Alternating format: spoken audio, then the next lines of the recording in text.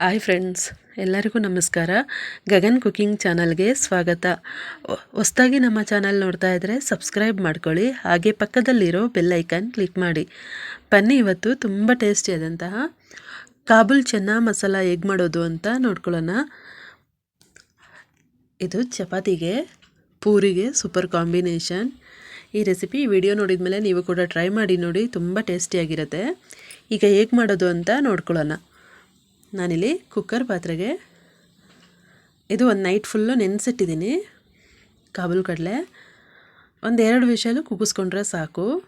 Night full ನೆನೆಸ್ಬಿಟ್ಟು ಒಂದೆರಡು whistle ಕೂಗಿಸ್ಕೊಳ್ಬೇಕು, ಆಗ ಬೆಂದಿರುತ್ತೆ. ಈಗ ಇದು ನಾನು ಬೇಯಿಸಿ ಇಟ್ಕೊಂಡಿದ್ದೀನಿ. ಇದಕ್ಕೆ ಮಸಾಲೆ ಏನು ಮಾಡ್ಕೊಳ್ಳೋದು ಅಂತ ನೋಡ್ಕೊಳ್ಳೋಣ. ಇದು ಪೌಡ್ರ್ ಮಾಡ್ಕೊಳ್ಳೋದಕ್ಕೆ ಸಾಂಬಾರು ಬೀಜ ಒಂದು 2 ಸ್ಪೂನು, ಬ್ಯಾಡಗಿ ಮೆಣಸಿನ್ಕಾಯಿ ಒಂದು 8ರಿಂದ 10, ಚಕ್ಕೆ, ಮರಟಿ ಮೊಗ್ಗು, ಮೆಣಸು, ಲವಂಗ ಒಂದು 5ರಿಂದ 6, ಪಲಾವ್ ಎಲೆ, ಹಾಗೆ ಕಡಲೆ ಬೀಜ ಇದೆಯಲ್ಲ, ಶೇಂಗಾ ಬೀಜ, ಇದನ್ನು ಸ್ವಲ್ಪ ಫ್ರೈ ಮಾಡಿಬಿಟ್ಟು ಇದನ್ನು ಪುಡಿ ಮಾಡೋದಕ್ಕೆ ಹಾಕ್ಕೊಳ್ಬೇಕು. ಕಡಲೆ ಬೀಜ ತಪ್ಪಿದ್ರೆ ಗೋಡಂಬಿ ಹಾಕಿದರೂ ಟೇಸ್ಟ್ ಬರುತ್ತೆ.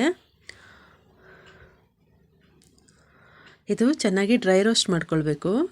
ಪಲಾವ್ ಎಲೆ, ಮರಾಠಿ ಮೊಗ್ಗು ಎಲ್ಲ ಹಾಕ್ಬಿಟ್ಟು ಡ್ರೈ ರೋಸ್ಟ್ ಮಾಡ್ಕೊಳ್ಬೇಕು. ಡ್ರೈ ರೋಸ್ಟ್ ಆದಮೇಲಿಂದ ಇದನ್ನು ಚೆನ್ನಾಗಿ ಪೌಡ್ರು ಮಾಡ್ಕೊಳ್ಬೇಕು. ಇದಕ್ಕೆ ಸ್ವಲ್ಪ ಜೀರಿಗೆ, ಸ್ವಲ್ಪ ಸೋಂಪು ಕಾಳು ಎರಡೂ ಹಾಕ್ಕೊಳ್ಬೇಕು. ಒಂದು ಅರ್ಧ ಟೀ ಸ್ಪೂನಷ್ಟು ಎರಡೂ ಹಾಕ್ಕೊಂಡು ಚೆನ್ನಾಗಿ ಡ್ರೈ ರೋಸ್ಟ್ ಮಾಡಿಕೊಂಡು ಪುಡಿ ಮಾಡ್ಕೊಳ್ಬೇಕು.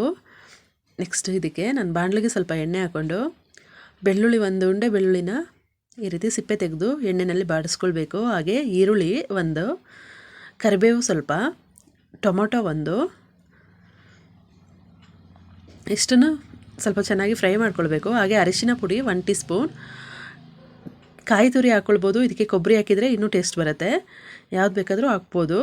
ಇದನ್ನು ಹಾಕ್ಬಿಟ್ಟು ಚೆನ್ನಾಗಿ ಆರಿದ ಮೇಲಿಂದ ರುಬ್ಕೊಳ್ಬೇಕು. ನುಣ್ಣಗೆ ಸ್ವಲ್ಪ ನೀರು ಹಾಕ್ಕೊಂಡು ರುಬ್ಕೊಳ್ಬೇಕು. ಈಗ ನಾನು ಇದು ಪೌಡ್ರ್ ಮಾಡಿಟ್ಟಿರೋದು, ಡ್ರೈ ರೋಸ್ಟ್ ಮಾಡಿದ್ನಲ್ಲ ಮಸಾಲ, ಅದು ಪೌಡ್ರ್ ಮಾಡಿಟ್ಟಿರೋದು. ಈಗ ಕುಕ್ಕರ್ಗೆ ಸ್ವಲ್ಪ ಎಣ್ಣೆ ಹಾಕ್ಕೊಂಡು ಅದಕ್ಕೇ ಒಂದು ಈರುಳ್ಳಿ ಕಟ್ ಮಾಡಿಕೊಂಡು, ಹಾಗೆ ಕಸ್ತೂರಿ ಮೇಥಿ ಇದೆಯಲ್ಲ ಅದು ಸ್ವಲ್ಪ ಹಾಕ್ಕೊಳ್ಬೇಕು. ಆಮೇಲೆ ನಾವು ರುಬ್ಬಿದಂಥ ಮಸಾಲ ಇದೆಯಲ್ಲ ಅದನ್ನು ಹಾಕ್ಕೊಳ್ತಾ ಇದ್ದೀನಿ. ಚೆನ್ನಾಗಿ ನೀರು ಹಾಕ್ಬಿಟ್ಟು ರುಬ್ಬಿದ್ವಲ್ಲ ಆ ಮಸಾಲೆನ ಹಾಕ್ಕೊಳ್ತಾ ಇದ್ದೀನಿ.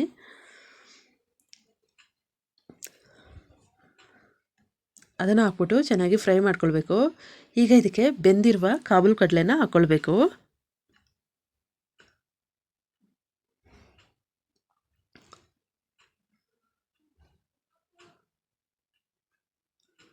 ಈಗ ಇದು ಚೆನ್ನಾಗಿ ಬೆಂದಿದೆ. ಒಂದು 2 ವಿಷಲ್ ಕೂಗಿಸಿದ್ರೆ ಸಾಕು. ಇದನ್ನು ಹಾಕ್ಬಿಟ್ಟು ಈ ಮಸಾಲೆ ಜೊತೆನೇ ಇನ್ನೊಂದು ಸ್ವಲ್ಪ ಬೇಯಿಸ್ಕೊಳ್ಬೇಕು.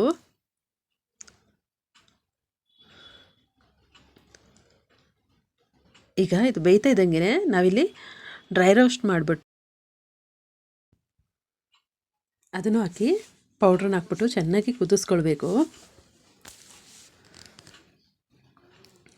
ನೋಡಿ, ಈ ರೀತಿ ಚೆನ್ನಾಗಿ ಕುದಿಸ್ಕೊಂಡು ಆಗಿದೆ. ಈಗ ಇದು ಚಪಾತಿಗೆ, ಪೂರಿಗೆ, ವೈಟ್ ರೈಸ್ಗೆಲ್ಲ ಸೂಪರ್ ಕಾಂಬಿನೇಷನ್.